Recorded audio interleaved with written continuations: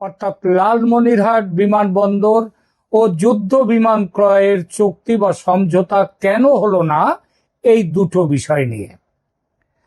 নমস্কার, ক্যালকাটা ডায়ালগস থেকে মনোজ দাসের প্রীতি ও শুভেচ্ছা নিন। বলা বাহুল্য, তারেক রহমানের চীন সফরকে ঘিরে বাংলাদেশে খুব বড় ধরনের প্রত্যাশা তৈরি হয়েছিল। প্রত্যাশা তৈরি করেছিল স্বয়ং বাংলাদেশ সরকার। যেভাবে ভারতকে এড়িয়ে চীনে গেলেন তারেক রহমান, তাতে সবাই মনে করেছিল তারেকের এই সফর হবে মারিত গন্ডার লুঠিত ভান্ডার, অর্থাৎ বিরাট কিছু পাওনা। আর সেই পাওনাটা হলে ভারতের নাকে আচ্ছা করে ঝামা ঘষে দেয়া যাবে। এই ঝামা ছিল মোট তিনটি বিষয়ের, আগেই বলেছি। তিস্তা প্রকল্পের পাশাপাশি আরো দুটো বিষয় নিয়ে সবচেয়ে বেশি আলোচনা হয়েছিল: লালমনিরহাট বিমানবন্দরের আধুনিকীকরণ আর চীনা যুদ্ধ বিমান কেনা। কিন্তু সফর শেষে দেখা যাচ্ছে এই দুই বিষয়েও কোনো প্রকাশ্য চুক্তি বা সমঝোতার ঘোষণা আসেনি। তাহলে প্রশ্ন ওঠে খুব স্বাভাবিকভাবেই, কেন চুক্তি হলো না, কেন সমঝোতা হলো না? কারণ কি? দেখুন, প্রথম কারণ হতে পারে অর্থনৈতিক বাস্তবতা। বাংলাদেশ এখন এমন এক সময়ের মধ্যে দিয়ে যাচ্ছে যখন বৈদেশিক ঋণের চাপে ক্রমশ হাঁসফাঁস করতে শুরু করেনি, হাঁসফাঁস করছে একেবারে বৈদেশিক ঋণের চাপে। কিরকম ঋণ আছে বাংলাদেশের এই মুহূর্তে? সাম্প্রতিক প্রকাশ্য তথ্য অনুযায়ী বাংলাদেশের বৈদেশিক ঋণ 2025 সালের মাঝামাঝি সময়ে 77 বিলিয়ন মানে 7,700 কোটি ডলারের বেশি ছিল। আর এটা ছিল জুন মাসে 2025-এ। ওটা 2025-এর ডিসেম্বরে এসে ওটার পরিমাণ দাঁড়ায় 113 বিলিয়ন ডলার, মানে 11,300 কোটি ডলার। 7,700 কোটি বাংলাদেশের জন্মের পর থেকে এত বছর ধরে ঋণের পরিমাণ ছিল 7,700 কোটি ডলার। আর সেইটা বেড়ে, মানে অর্থনীতিবিদ মোহাম্মদ ইউনূসের আমলে সেটা বেড়েছে আরো 36% মাত্র 6 মাসে। বেড়ে হয়েছে 113 বিলিয়ন ডলার, মানে 11,300 কোটি ডলার। মানে আপনাদের টাকার পরে আবার বোধহয় 120, 25, 30 করে গুণ করলে যত হয় তত টাকা তাদের বৈদেশিক ঋণ। এত বড় ঋণের বোঝা থাকলে নতুন বড় প্রকল্প, বিশেষ করে প্রতিরক্ষা বা অবকাঠামো খাতে চুক্তি চূড়ান্ত করা সহজ নয়, ভীষণ ভীষণ ভীষণ কঠিন। কারণ সরকার শুধু কি কিনবে সেটা তো দেখলে চলে না, কিভাবে শোধ করবে সেটাও দেখতে হয়। আর এখন বাংলাদেশের ওই ঋণের কিস্তি এবং ঋণের সুদ দিতে দিতেই বাংলাদেশ ভিখারি হয়ে চলেছে। দ্বিতীয় কারণ হতে পারে অর্থনীতির অর্থায়নের শর্ত, অর্থাৎ চীন টাকা দিয়ে এগুলো কিনবে, এগুলো বিক্রি করবে। লালমনিরহাট বিমানবন্দর আধুনিকীকরণ করবে চীন তার টাকা দিয়ে। আবার যুদ্ধ বিমান কেনা হবে, সেটাও চীনের ঋণ নিয়ে সেটাও কেনা হবে। কিন্তু শুধু তো এতে হবে না, এর সঙ্গে থাকে প্রশিক্ষণ। মানে যুদ্ধ বিমান কেনাটার যেমন খরচ আছে একটা বড়, তেমনি তার বৈমানিকদের প্রশিক্ষণ, সেগুলোকে সংরক্ষণ, খুচরো যন্ত্রাংশ, অস্ত্রসজ্জা, রক্ষণাবেক্ষণ, সিমুলেটর আর দীর্ঘমেয়াদী সার্ভিসিং প্যাকেজ, এগুলোর মোট খরচ অনেক সময় মূল বিমান কেনার দামের চেয়ে বেশি হয়ে যায়। মানে ঢাকের দায়ে মনসা বিক্রি হয়ে যাবে। তাই দাম, কিস্তি, সুদের হার, ডেলিভারির সময়সূচি, এসব নিয়ে যদি দর কষাকষি করে কোনো জায়গায় না মেলে তাহলে চুক্তি পিছিয়ে যায়। খবর পাচ্ছি বাংলাদেশের অর্থনীতির খবর তারেক রহমান সরকার যত না জানেন তার থেকে বেশি জানে চীন। যারা ধার দেয় তাদেরকে তো জানতে হয় তাহলে আর একটা কথা এই প্রসঙ্গে বলি, চীনের থেকেও কিন্তু বাংলাদেশের বেশি বৈদেশিক ঋণ সব থেকে বেশি হচ্ছে তো বিশ্ব ব্যাংক, তারপরে এডিবি, এশিয়ান ডেভেলপমেন্ট ব্যাংক, আর তারপরের জায়গাটা হচ্ছে কিন্তু চীনের নয়, জাপানের কাছ থেকে সবচেয়ে বেশি দেশ হিসেবে ঋণ নেয়া, তারপরে চীন, তারপরে ভারতের আছে।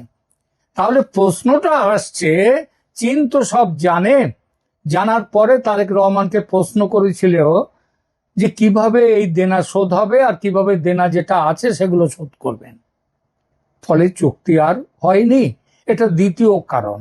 তৃতীয় কারণ হতে পারে রাজনৈতিক সংবেদনশীলতা। লালমনিরহাট বিমানবন্দর ভারতের শিলিগুড়ি করিডর বা চিকেন স্নেকের কাছে রংপুর ডিভিশনে। উত্তরাঞ্চলের এভিয়েশন অবকাঠামো এটা শুধু একটি সিভিল প্রকল্প নয়, এর বিরাট কৌশলগত মূল্য আছে, যে মূল্য দেখে চীন কিন্তু উৎসাহিত হয়েছিল ভারতের উপরে নজর রাখা যাবে লালমনিরহাট থেকে। কিন্তু এমন প্রকল্পে চীনের উপস্থিতি ভারত খুবই সংবেদনশীলভাবে দেখে, আর দেখাটা স্বাভাবিক। ফলে বাংলাদেশ অনেক সময় এমন প্রকল্পে প্রকাশ্যে দ্রুত এগোলে ভারত কিন্তু কূটনীতিতে আরো চাপ দেবে, যেরকম চাপ গত কিছুদিন ধরে ভারত দেয়া শুরু করেছে বাংলাদেশের ওপর। চতুর্থ কারণ হলো চীনের নিজের একটা কূটনৈতিক হিসাব আছে। চীন, ভারত, রাশিয়া, তারপরে হচ্ছে ব্রাজিল এবং সাউথ আফ্রিকা, এদেরকে নিয়ে ব্রিক্স তৈরি হয়েছে। ব্রিক্স হচ্ছে আমেরিকার পাল্টা হিসেবে, ডলারের পাল্টা। চীন এবং ভারত দুজনেই হচ্ছে ব্রিক্সের সদস্য। চীনের পররাষ্ট্রমন্ত্রী এই কদিন আগে, 3-4 দিন আগে দিল্লি সফর করেছেন। কেন? এর মানে হচ্ছে তিনি তো আর বেড়াতে আসেননি দিল্লিতে, মুখ দেখাতেও আসেননি। বেইজিং থেকে তিনি এসেছিলেন। বেইজিং একদিকে ঢাকার সঙ্গে সম্পর্ক রাখতে চাইছে এবং তারেক রহমানের চীন সফর নিয়ে ভারতে যথেষ্ট যে ভারত বাঁকা চোখে দেখছে সেটা চীনও জানে। সুতরাং চীন কি করলো, ঠিক তারেক রহমান যেদিন চলে গেলেন, বেরিয়ে গেলেন বেইজিং, তার সেই দিনে ঢাকার সঙ্গে বেইজিং করলো কি, তাদের পররাষ্ট্রমন্ত্রীকে পাঠালো। বেইজিং একদিকে তার মানে ঢাকার সঙ্গে সম্পর্ক রাখতে চাইছে, অন্যদিকে নয়াদিল্লির সঙ্গেও যে টানাপোড়েন সেটাকেও নিয়ন্ত্রণে রাখতে চাইছে। এই অবস্থায় বাংলাদেশে খুব স্পষ্ট সামরিক বা কৌশলগত কোনো চুক্তি, বিশেষ করে বিমান ঘাঁটি ধরনের প্রকল্প চীনের পক্ষ থেকেও খুব সাবধানে দেখা হয়েছে। চীন তার জন্য এক্সট্রা কোনো উৎসাহ দেখায়নি, যেটা প্রথম দিকে দেখাচ্ছিল। আর যুদ্ধ বিমান কেনার প্রশ্নে আরো একটা বিষয় আছে, সেটা হচ্ছে রিজিওনাল মেসেজিং, অর্থাৎ আঞ্চলিক যে বার্তা কি দিচ্ছে। সম্প্রতি যে চীনা J-10CE বিমানটা, যুদ্ধ বিমানটার নাম কি চীনের? J-10CE, যে যুদ্ধ বিমান নিয়ে আলোচনা হয়েছে, সেটা পাকিস্তানও ব্যবহার করে। অপারেশন সিন্দুরে চীনের বিমান, চীনের তৈরি আকাশ প্রতিরক্ষা একেবারেই ভালো ফল দেয়নি পাকিস্তানকে, যার জন্য পাকিস্তানকে বিপদে পড়তে হয়েছিল, অনেক ক্ষতি সহ্য করতে হয়েছে। এবং সারা বিশ্ব জুড়ে এখনকার যুদ্ধ বিশারদরা মনে করেন পাকিস্তানকে প্রায় মাথা নত করে চুক্তির জন্য এগিয়ে আসতে হয়েছিল যুদ্ধবিরতির। এটা আমার কথা নয়, আন্তর্জাতিক খ্যাতনামা যুদ্ধ বিশারদদের মতামত বলছে এই কথা। তবে বাংলাদেশের বর্তমান তারেক সরকার ও পূর্ববর্তী মোহাম্মদ ইউনূস সরকারের সঙ্গে বাংলাদেশের কিছু মানুষ, বেশ কিছু মানুষ এবং বেশ কিছু মিডিয়া, তারা মনে করে পাকিস্তান নাকি জিতেছিল সেই যুদ্ধে, তাই হয়তো সেই যুদ্ধ বিমান ক্রয়ে এত ব্যস্ত হয়ে পড়েছিল তারেক রহমান সরকার। কিন্তু কাজের কাজ কিছু হলো না। এই না হওয়াটার কারণ হলো এই ধরনের কেনাকাটা শুধু সামরিক আধুনিকীকরণ নয়, এক ধরনের ভূ রাজনৈতিক বার্তা হয়ে দাঁড়ায়। বাংলাদেশ হয়তো তার কানে এখন জল ঢুকেছে। সেটা কি? যে এখনই এ বিষয়ে দ্রুত এগোনো মানে ভারতের সাথে আরো সম্পর্ক খারাপ হওয়া, অপ্রয়োজনীয় আঞ্চলিক উত্তেজনা তৈরি করা, এটা যে যদি বুঝে থাকতো আগে, তাহলে ভারতকে এড়িয়ে মালয়েশিয়া হয়ে চীন যেতেন না আমাদের তারেক রহমান। তিনি বোঝেননি, চীন তার কানে এটা ঢুকিয়ে দিয়েছে, বুঝিয়ে দিয়েছে। আর চীন যদি নাও বুঝিয়ে দিয়ে থাকে, আলোচনায় চীন বলেছে এইসব সম্ভাবনার কথা। এবার আসি সবচেয়ে গুরুত্বপূর্ণ পয়েন্টে, বৈদেশিক ঋণের চাপ।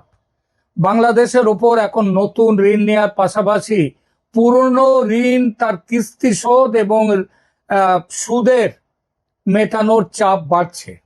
গত কয়েক মাসে দেখা গেছে বৈদেশিক ঋণের অর্থ ছাড় কমছে, কিন্তু ঋণ পরিশোধের চাপ বাড়ছে। এমন পরিস্থিতিতে সরকার যদি বড় অঙ্কের প্রতিরক্ষা বা বিমানবন্দর প্রকল্পে হাত দেয়, তাহলে বাজেটে বাড়তি চাপ আরো পড়বে, আরো বাড়বে চাপ। আর সেই চাপ রাজনৈতিকভাবে খুব ঝুঁকির। তারেক রহমান সামলাতে পারবেন না সেই চাপ। আর চাপ তো ভারতও বাড়িয়ে যেত। তাই বাস্তবতা হলো, চুক্তি না হওয়ার পেছনে একক কোনো কারণ নয়, বরং অর্থনীতি, কূটনীতি, নিরাপত্তা, রাজনীতি এবং ঋণের চাপ সব মিলিয়ে একটি জটিল সমীকরণ কাজ করেছে। লালমনিরহাট বিমানবন্দর আর যুদ্ধ বিমান দুটোই বাংলাদেশের কাগজে কলমে বড় স্বপ্ন ছিল, কিন্তু মাটির বাস্তবতায় সেগুলো এখনো চূড়ান্ত পর্যায়ে পৌঁছতে পারল না। শেষ পর্যন্ত প্রশ্নটা দাঁড়ায়, বাংলাদেশ কি কৌশলগতভাবে এগোচ্ছে নাকি আপাতত অপেক্ষা করছে? আপাতত উত্তর সম্ভবত একটাই। ঢাকা এখন এই যে ঘাঁটি খেলো চীন সফরে গিয়ে, তাকে বাংলাদেশকে এখন ধীরে সুস্থে, হিসাবি হয়ে এবং ঝুঁকি থাকবে না এমন কূটনীতি বেছে নিতে হবে। আর এরপর কি ভারতের সঙ্গে সম্পর্ক ভালো করার কথা ভাববে? ভবিষ্যৎ দেবে সে উত্তর।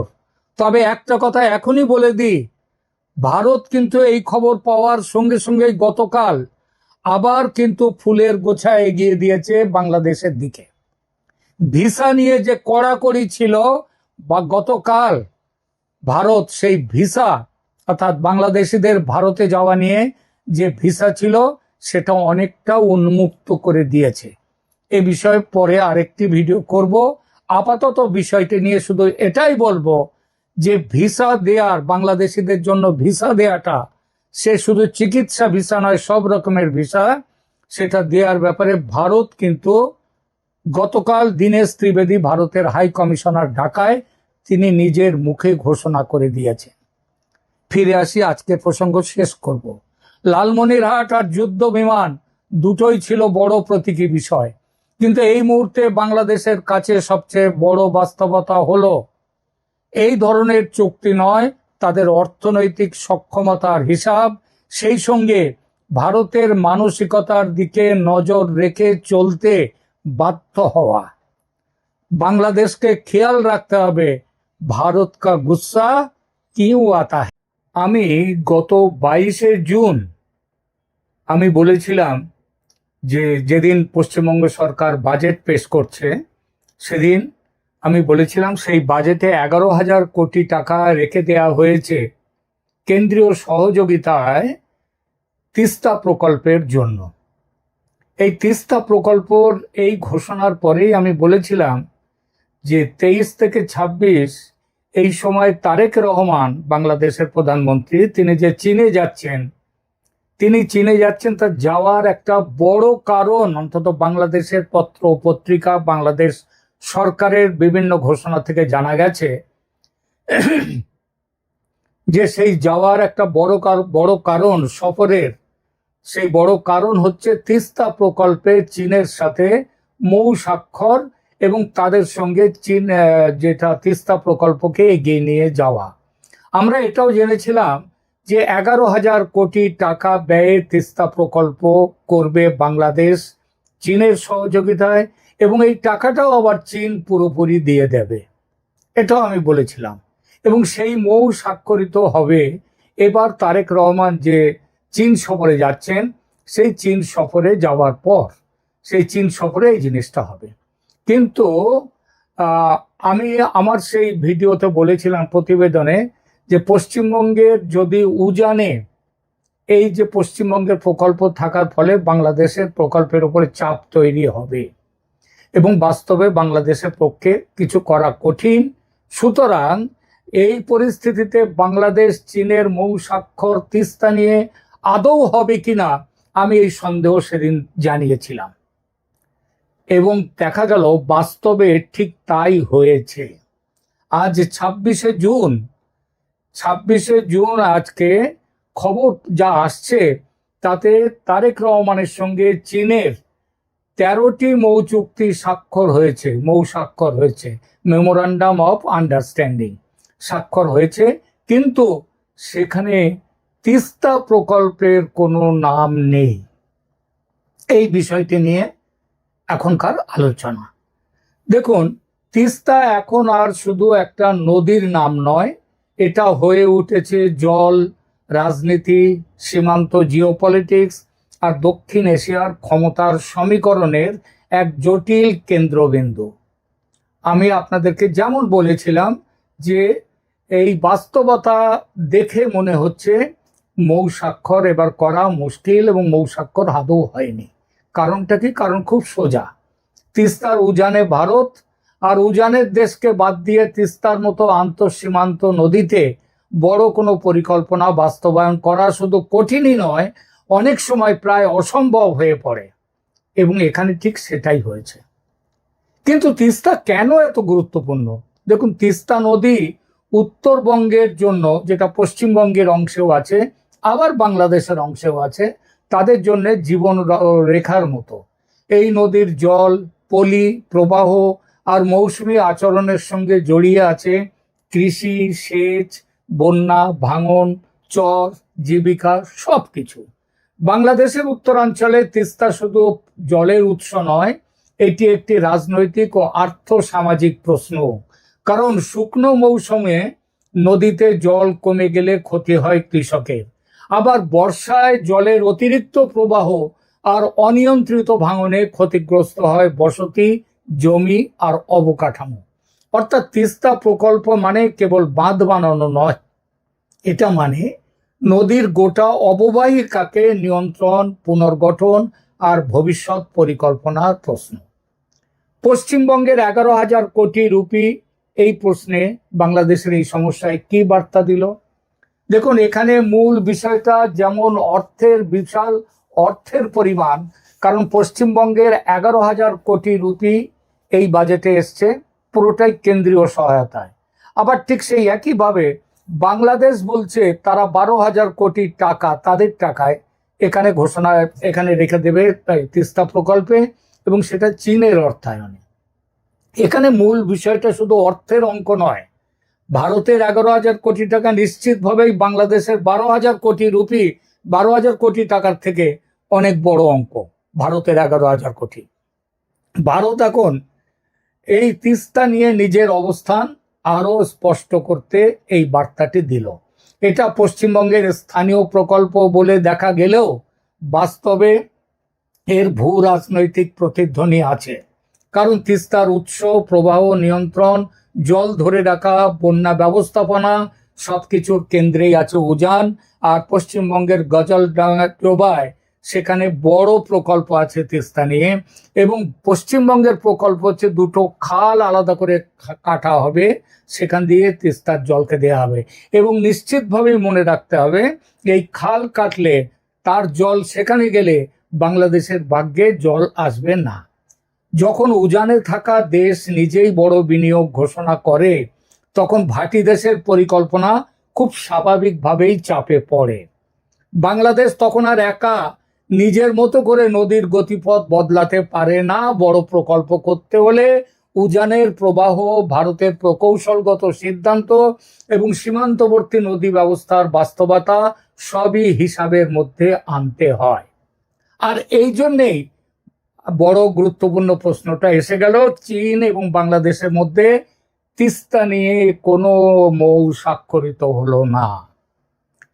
এখন আসি কেন।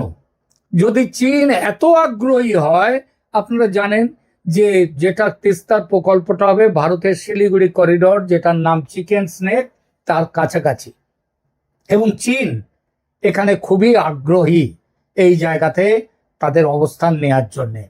তো যদি চীন এত আগ্রহী হয়, যদি বাংলাদেশও তিস্তা নিয়ে দ্রুত সমাধান চায়, তাহলে আলাদা করে তিস্তা নিয়ে কোনো মৌ স্বাক্ষর হলো না কেন? এই প্রশ্নটা তো খুব স্বাভাবিকভাবেই উঠবে। তার উত্তর কেউ ঝেড়ে কাশবে না, বাংলাদেশের পক্ষ থেকে, চীনের পক্ষ থেকেও। কিন্তু তার উত্তরটা যেটা হলো, সেটা এক কথায় উজানের বাস্তবতা।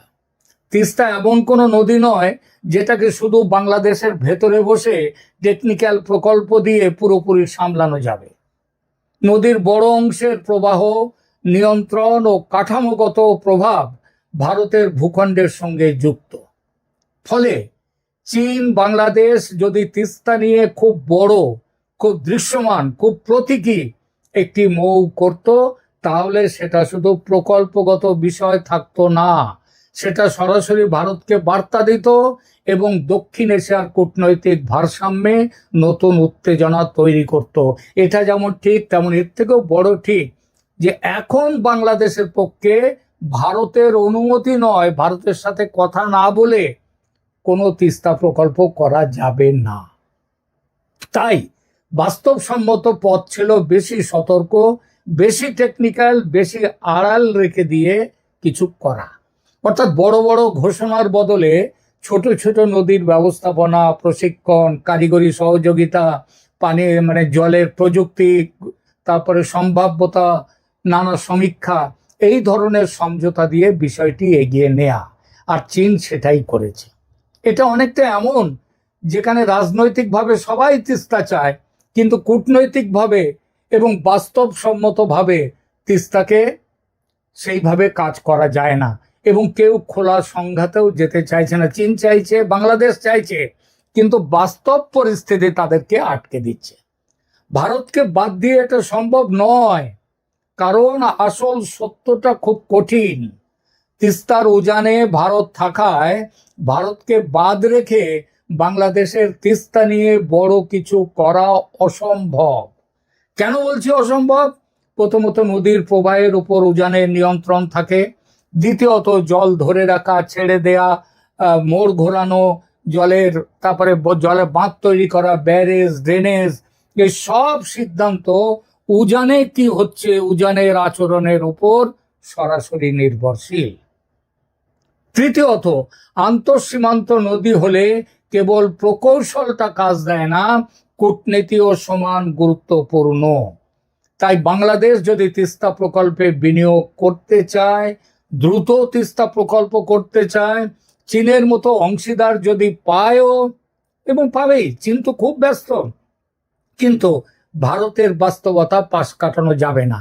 আর ভারত সেই বাস্তবতার দৃষ্টি দিয়েই পশ্চিমবঙ্গকে দিয়ে 11,000 কোটি টাকার প্রকল্প ঘোষণা করে দিয়েছে। এবং ঘোষণা শুধু না, যেহেতু এটা গজলডোবায় ইতিমধ্যেই বড় প্রকল্প আছে, তিস্তা প্রকল্প ভারতের পশ্চিমবঙ্গের, সুতরাং যে প্রকল্পগুলো নিয়েছে ভারত সরাসরি সেটা করতে পারে। তাহলেও বলে রাখছি এখানে, সেটা ভারত এই মুহূর্তে করবে না। এই যে চীন এবং বাংলাদেশ পিছিয়ে গেল তিস্তা প্রকল্পে মৌ স্বাক্ষর থেকে, এটাতে এই বার্তা গেল, যা বাবা এখন ঘাটিয়ে লাভ নেই ভারতকে। ভারত যদি ওই প্রকল্প করে ওই খাল কেটে যদি তিস্তাকে নিয়ে যায় ভেতরের দিকে, তাহলে বাংলাদেশে যে জল পাচ্ছে সে জল শুকা মরশুমে সেটা পাবে না, আর বর্ষার মৌসুমে তখন জলের চোটে বন্যা হবে। সুতরাং বাংলাদেশ এবং চীন সমঝে গেছে, বুঝে গেছে এই মুহূর্তে এগিয়ে লাভ নেই। বাংলাদেশ নিজের ভেতরে, এলাকার ভেতরে কিছু কাজ করতেই পারে, যেমন ভাঙন রোধ, তারপরে নদীর পলি তুলে নেওয়া, নদী গর্ভটাকে আরো গভীর করা ইত্যাদি করতেই পারে। সেচ অবকাঠামো তৈরি করতে পারে, নদীর তীর সংরক্ষণ করতে পারে, সেখানে শহর তৈরি করতে পারে। শহর তৈরি করলে হবে না, শহরের জলটা আসবে কোত্থেকে? সেচের কাজ করবে, জলটা আসবে কোত্থেকে? তিস্তার মৌলিক প্রবাহ রাজনীতি বদলাতে পারবে না। চীন বাংলাদেশ যাই করুক না কেন, এটা করতে গেলে উজানের সমীকরণ বদলাতে হয়। অর্থাৎ ভারতের মধ্যে তিস্তার প্রবাহ সেটা ঠিক না করে কিচ্ছু করা যাবে না। আর সেটা ঠিক করতে গেলে কি করতে হবে? ভারতের সাথে আলোচনায় বসতে হবে, যেটা আমি গতদিন বলেছি। চীন কি করলো আর কি করেনি এবার? এই যে তারেক রহমানের তিস্তা নিয়ে এত কথা হলো, চীন তিস্তা ইস্যুতে প্রচন্ড আগ্রহ দেখিয়েছিল, কিন্তু আগ্রহ আর চূড়ান্ত রাজনৈতিক অগ্রগতি এক জিনিস নয়। চীনের কাছে এটি ছিল একটি বড় অবকাঠামোগত ও কৌশলগত সুযোগ। বাংলাদেশের কাছে এটি ছিল বিকল্প খোঁজার একটি পথ। কিন্তু ভারতের ওই যে বলে না, নাহেলা পে দেহেলা, এই যে টেক্কা মেরে দিল ভারত, 11,000 কোটি টাকা দিয়ে ঘোষণা করে দিয়ে দিল তিস্তা প্রকল্প, গজলডোবা বা দুটো নতুন খাল খুঁড়ে নেয়া, এইসব, এটা ভারতের উপস্থিতি এই পুরো প্রক্রিয়াকে ঘেঁটে দিল বাংলাদেশ চীনের। ফলে চীন বাংলাদেশ সম্পর্ক উষ্ণ হলেও তিস্তার মতো ইস্যুতে তারা আর এগোতে পারল না। দুই পক্ষই বুঝেছে চীন এবং বাংলাদেশ এখানে অতিরিক্ত আগ্রাসী পদক্ষেপ নিলে তাদের আরো বড় ক্ষতি হবে। তাই তিস্তা নিয়ে আলাদা জোরালো প্রতীকী মৌ না হওয়ার পেছনের সবচেয়ে বড় কারণ এটাই, বাংলাদেশ বুঝতে পেরেছে আর চীনও বোঝাতে পেরেছে যে ভারতকে এড়িয়ে চললে তিস্তা প্রকল্পের বাস্তবায়ন কঠিন।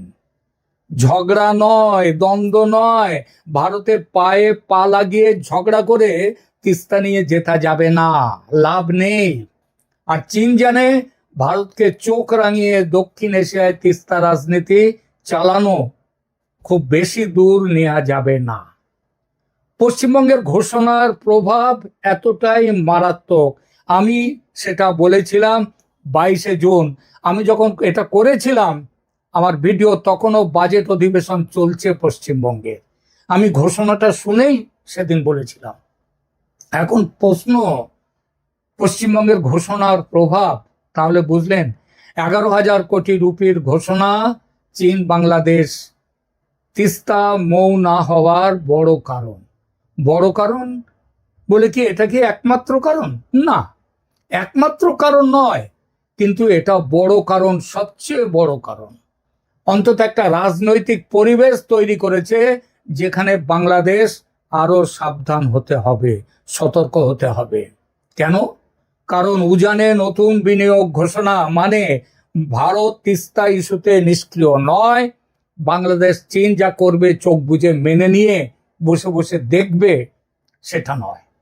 উজানে ভারত সক্রিয় যদি হয় তাহলে ভাটিতে বাংলাদেশ একা দাঁড়িয়ে বড় কোনো সিদ্ধান্ত নিতে পারে না, নিতে গেলে মুশকিল, নেওয়া যাবেই না। এখানে ঢাকার পক্ষ থেকে একটা বাস্তব বুদ্ধি কাজ করে থাকতে পারে, এখনো কাজ করেনি। এই বুদ্ধিটা থেকে শিখেছে। আমি বাংলাদেশের কোনো কাগজেই আমি ভারতের পশ্চিমবঙ্গের বাজেটে 11,000 কোটি নিয়ে যে ঘোষণা, সেটা নিয়ে একটা কথাও দেখতে পাইনি। জানে এটা কোনো ব্যাপারই নয়, চীনে গেছে, চীন সব করে দেবে। সুতরাং বাংলাদেশ যদি এখন এই শিক্ষাটা পেয়ে থাকে, খুব বড় করে চীনকে সামনে আনলে ভারতের সঙ্গে সংঘাত বাড়বে আর এইসব প্রকল্প বাস্তবায়নের সম্ভাবনাও কমবে। এটা যদি বুঝে থাকে তাহলে বাংলাদেশের পক্ষে মঙ্গল। পশ্চিমবঙ্গের ঘোষণা হয়তো তিস্তা মৌকে সরাসরি থামিয়ে দেয়নি, কারণ তারা তো কেউ বলেনি যে পশ্চিমবঙ্গের ঘোষণা আমরা এটা করে দিয়েছি, পশ্চিমবঙ্গে এটা বলেছে বলেই আমরা মৌ স্বাক্ষর করতে পারিনি, এটা কেউ বলেনি, বলবেও না, বলেও না। কিন্তু তা যে এই সিদ্ধান্তে প্রভাব ফেলেছে সেটা বোঝা যাচ্ছে। বাংলাদেশ বিষয়টিকে আর নিয়ে আর এগোতে চায়নি। বাংলাদেশের সামনে কি পথ আছে তাহলে? এখন দেখুন, বাংলাদেশের সামনে 3টে পথ আছে।